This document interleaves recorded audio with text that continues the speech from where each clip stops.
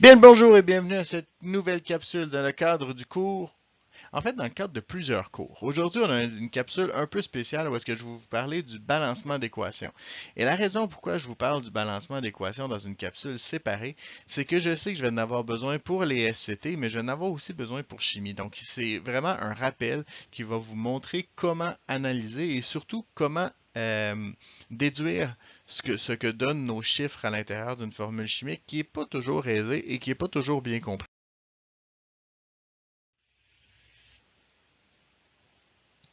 Je vous présente une chaise. Bon, j'ai l'air de commencer ça bizarre un peu. Vous me connaissez, je commence pas toujours mes capsules d'une façon orthodoxe. En fait, dans une chaise, qu'est-ce que j'ai? J'ai un dossier, un siège, deux appuis-bras et quatre pattes.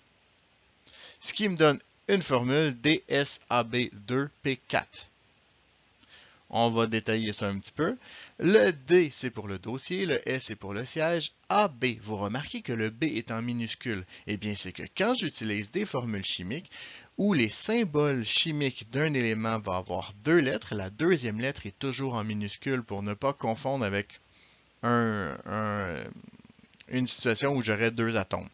Donc, le B est en minuscule. J'ai un petit 2 qui suit, juste pour dire que j'ai deux appuis-bras. Et j'ai quatre pattes, donc P4. Donc, vous remarquez que les chiffres qui sont en indice, ça m'indique le nombre d'atomes de, de ce type-là qui va être à l'intérieur de l'entité que j'appelle chaise, ou si vous préférez, qui va être dans la molécule. Par contre, ce groupement-là, on pourrait dire qu'il est répété deux fois. Donc, deux pattes et un appui-bras. Donc, à ce moment-là, on pourrait dire que c'est DS, parenthèse, ABP2, ferme la parenthèse, deux fois. Qu'est-ce que ça nous dit? Ça nous dit que j'ai un dossier et un siège, mais que le regroupement appui-bras et deux pattes est répété deux fois. Donc, j'ai une entité que j'appelle ABP2, qui est un regroupement d'atomes, par exemple, et que ce regroupement-là va être répété deux fois. Maintenant, si j'ai deux chaises, à ce moment-là, le 2 qui m'indique que j'ai une deuxième chaise, je vais le mettre devant. Pourquoi? Parce que les deux chaises ne sont pas liées ensemble. Donc, je n'ai pas de lien chimique qui unit mes deux chaises. Donc, à ce moment-là, comme je n'ai pas de lien chimique, donc je n'ai pas de partage d'électrons entre mes deux molécules, je dis que j'ai deux entités que j'appelle chaises, et c'est à ce moment-là que je vais utiliser le 2 en termes de coefficient et non en termes d'indice. Ça a l'air anodin ce que je vous montre là, mais c'est important qu'on balance des équations.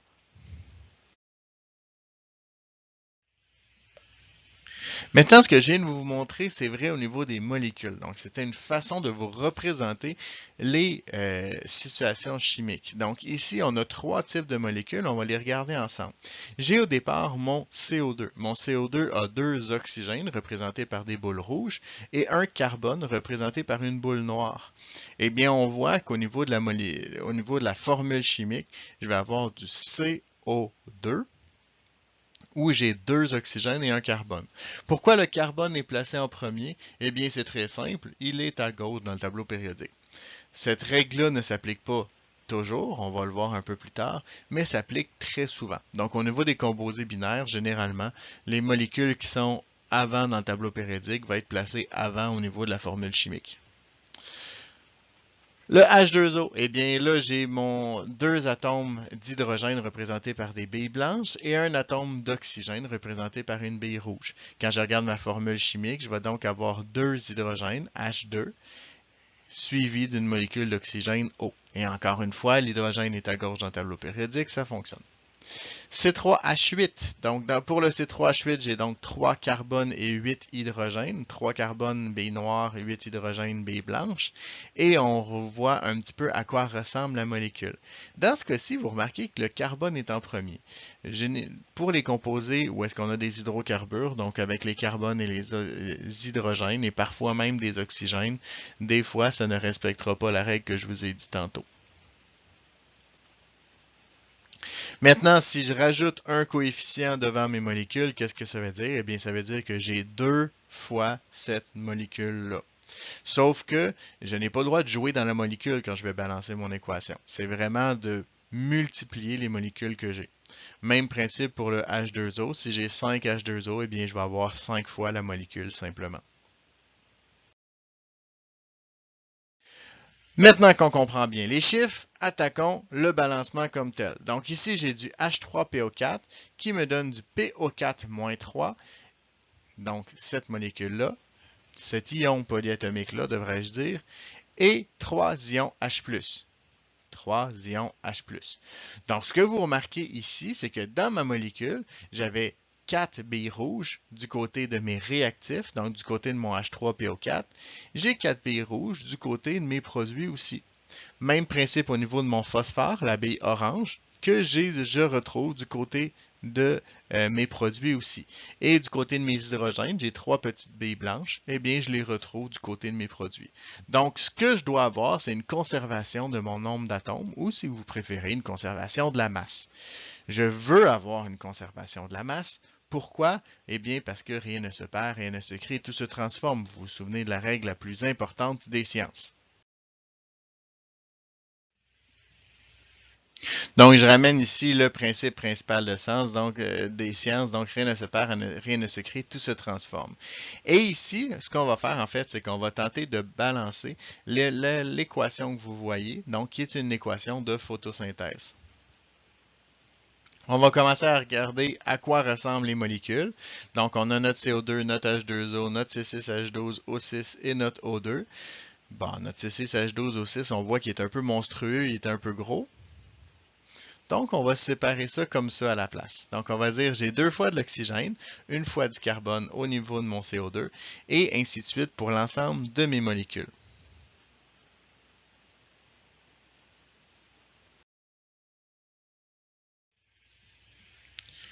Bon, la première chose que vous devez comprendre quand on balance une équation, c'est que la méthode que je vais vous montrer aujourd'hui n'est pas universelle. Je m'explique.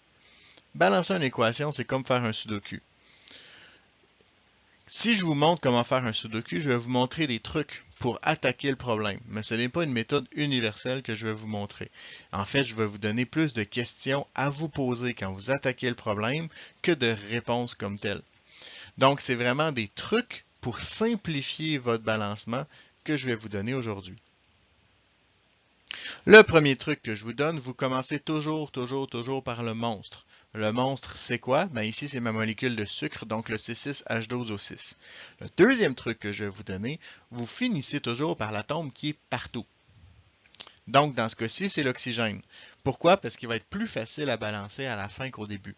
Parce que si on le balance au début, on ne saura pas qui on va multiplier. Donc, je commence par mon C6H12O6. Ici, je pourrais commencer par mon carbone ou par mon hydrogène. J'ai décidé de commencer par mon carbone. J'ai 6 carbones du côté droit, je devrais donc avoir 6 carbones du côté gauche. Mais je n'ai pas le droit de modifier ma molécule. Je peux juste modifier les coefficients devant ma molécule. Donc, à ce moment-là, je vais multiplier le tout par 6. Je vais me retrouver à avoir 12 oxygènes et 6 carbones. Je vais ensuite passer à mon hydrogène. Au niveau de mon hydrogène, j'avais 12 hydrogènes du côté droit et 2 hydrogènes seulement du côté gauche. Donc, je vais multiplier tout ça encore une fois par 6 pour avoir le même nombre d'hydrogènes, ce qui me donne un total de 6 oxygènes et de 12 hydrogènes. N'oubliez pas, le coefficient va aussi multiplier l'hydrogène. Faut pas oublier. L'oxygène plutôt. Faut pas oublier ça. Par la suite, ben, il reste juste l'oxygène à balancer, donc je vais aller regarder du côté de mon oxygène. J'avais d'un côté un total de 18, donc 12 plus 6, 18 oxygènes, et de l'autre côté, j'ai un total de 8 oxygènes seulement. Donc, je vais devoir aller balancer mon oxygène. Seulement, je ne veux pas changer le coefficient qui est devant ma grosse molécule, j'ai déjà balancé mon carbone et mon hydrogène. Donc, c'est la raison pourquoi je vais aller jouer au niveau de mon O2. Donc, si je refais le calcul, je disais que j'avais 18 oxygènes du côté de mes réactifs, mais j'avais déjà 6 oxygènes de pris au niveau de ma molécule de sucre. Donc, si je fais 18 moins 6, ça me donne 12 oxygènes.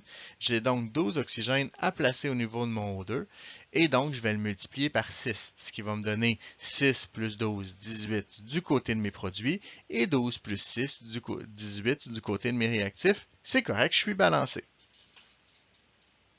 C'est donc ce qui va me donner ma réaction finale. Donc, petit récapitulatif, truc numéro 1, on ne commence pas par l'atome qui est partout. Et on commence, truc numéro 2, on commence toujours par la grosse molécule. Et truc numéro 3, on garde un œil sur ce qui doit être pair. Donc, on va se donner un petit exemple ici de ce qui doit être pair, donc ce que je parlais. On sépare ma réaction. J'ai 3 carbones d'un côté et un seul carbone de l'autre. Je vais donc mettre un 3 pour pouvoir équilibrer tout ça. Par la suite, je vais aller chercher pour mon hydrogène, je dois mettre un 4 pour avoir 8 hydrogènes de chaque côté. Et au niveau de mon oxygène, j'ai donc 3 fois 2, 6, plus 4 fois 1, 4, ce qui me donne un total de 10 oxygènes et j'en ai seulement 2 du côté de mes réactifs. Donc, je vais aller multiplier tout ça par 5 pour pouvoir... Donnons-nous un deuxième exemple qui va ressembler beaucoup au premier. Donc, cette fois-ci, j'ai du C4H10 plus O2 qui donne CO2 plus H2O. On va se séparer nos réactifs et nos produits et on part comme tantôt. Ici, le monstre, c'est mon C4H10, donc c'est lui que je vais attaquer en premier. J'attaque l'oxygène en dernier parce que c'est la molécule qui est partout, l'atome qui est partout. Donc, j'ai du C4 d'un côté, j'ai du C de l'autre côté. Je vous rassure, le C4, c'est pas un explosif dans ce cas-ci. Donc, je vais devoir multiplier par 4 ma molécule de CO2. C'est ce qui me donne ça ici. Par la suite, je vais attaquer mes hydrogènes. J'ai 10 hydrogènes d'un côté, 2 de l'autre, donc je vais multiplier par 5 pour avoir ma bonne quantité d'hydrogène. J'arrive à mon oxygène, même chose que tantôt, donc tout va bien.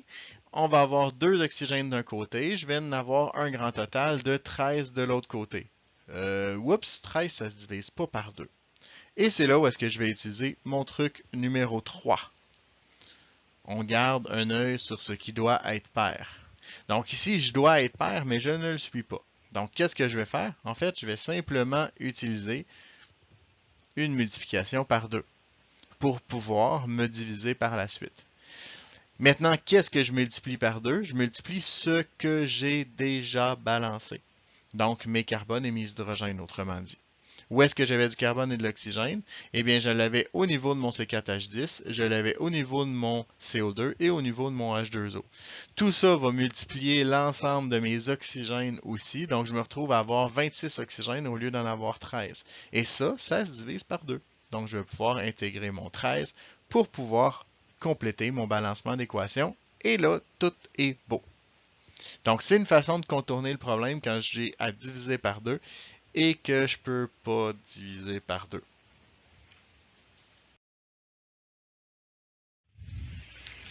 Et c'est ce qui met fin à cette capsule. J'espère qu'elle vous a plu. Vous êtes maintenant les experts. À vous de surpasser le maître.